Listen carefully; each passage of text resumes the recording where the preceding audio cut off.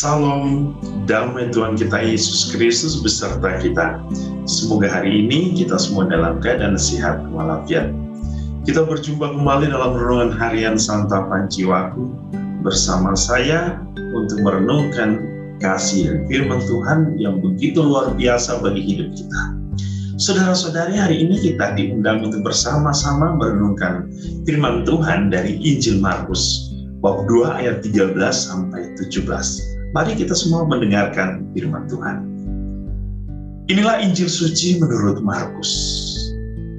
Sesudah itu Yesus pergi lagi ke pantai danau dan seluruh orang banyak datang kepadanya. Lalu ia mengajar mereka. Kemudian ketika ia berjalan lewat situ, ia melihat Lewi anak Alfeus duduk di rumah cukai, lalu ia berkata kepadanya, "Ikutlah aku." Maka berdirilah Lewi lalu mengikuti dia. Kemudian ketika Yesus makan di rumah orang itu, banyak pemungut cukai dan orang berdosa makan bersama-sama dengan dia dan murid-muridnya. Sebab banyak orang yang mengikuti dia. Pada waktu ahli-ahli Taurat dan dari golongan Farisi melihat bahwa ia makan dengan pemungut cukai dan orang berdosa itu, berkatalah mereka kepada murid-muridnya, "Mengapa ia makan bersama-sama dengan pemungut cukai dan orang berdosa?" Yesus mendengarnya dan berkata kepada mereka, "Bukan orang sehat yang memerlukan tabib, tetapi orang sakit. Aku datang bukan untuk memanggil orang benar, melainkan orang berdosa." Demikianlah sabda Tuhan. Terpujilah Kristus. Saudara-saudariku yang dikasihi Tuhan, kita mendengar suatu pernyataan Yesus yang sangat jelas. Aku datang bukan untuk memanggil orang benar, melainkan orang berdosa. Ini adalah suatu misi pembaharuan di dalam hidup manusia. Bahwa Allah ingin agar manusia selalu berada di dalam kasih. Allah ingin agar tidak ada seorang pun yang tersesat. Tidak ada anak-anak ciptaan yang paling mulia ini mengalami kehancuran atau binasa. Satu saja misi Allah, bahwa Allah semua manusia harus diselamatkan.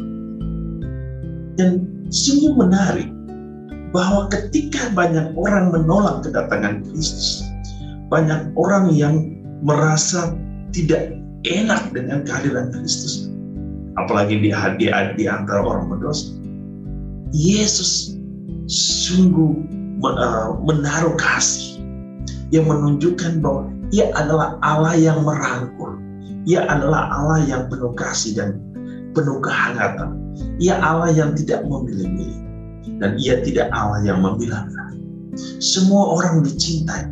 Orang benar dicintai. Orang tidak benar dicintai. Yang suci dicintai. Yang berdosa dicintai.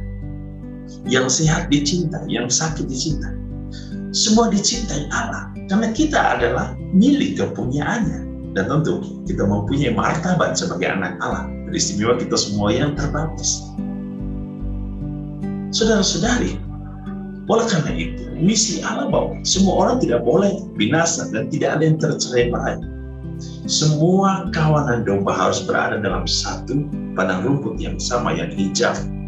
Dan itulah yang nampakkan oleh Yesus hari ini ketika ia memanggil, melihat Lewi anak Alfeus. Dia tahu bahwa seorang pemungut cukai adalah seorang yang berdosa, seorang yang memungut, seorang yang mengambil lebih. Dan tetapi apa yang dikatakan, apa yang dilihat oleh Yesus adalah bukan suatu gambaran simpati, tapi empati. Ia mengasihi seorang Lewi yang mencintai jauh lebih besar daripada apa yang dipikirkan oleh orang lain. Inilah Allah kita. Siapapun dipanggilnya. Dan ketika ia memanggil Lewi anak Alfeus, "Ikutilah aku." Dan dia mengikuti. Tentu ini yang disebut dengan pertobatan hati, pertobatan pikir, pertobatan jiwa. Bahwa semua orang ketika dipanggil oleh Tuhan, ia harus rela untuk mengikuti Tuhan, mengikuti cara hidup Tuhan, mengikuti model, mengikuti ajaran Tuhan. Dan ketika kita dipanggil, ya kita pergi mengikuti Dia untuk masuk ke dalam satu tatanan baru, sistem baru, kehidupan baru. Dan kita ingin tinggal bersama Dia. Kita ingin mendengarkan dia. Kita ingin bermisi bersama dia. Saudara-saudara, kita boleh belajar dari peristiwa hari ini. Kalau kita ingin mengikuti Yesus, maka hal yang paling penting adalah perubahan diri kita. Perubahan supaya kita mengalami satu kehidupan baru di dalam Allah. Itulah hal yang paling utama kalau kita ingin bersatu dengan Allah, agar kita pun tidak tercerai-berai, tidak jauh dari Allah. Mari kita juga mau mengalami suatu perubahan dalam hidup kita untuk menjadi lebih baik. Tuhan Yesus memberkati kita dengan berkat-Nya yang berlimpah. Dalam nama Bapa dan Putra dan Roh Kudus. Amin.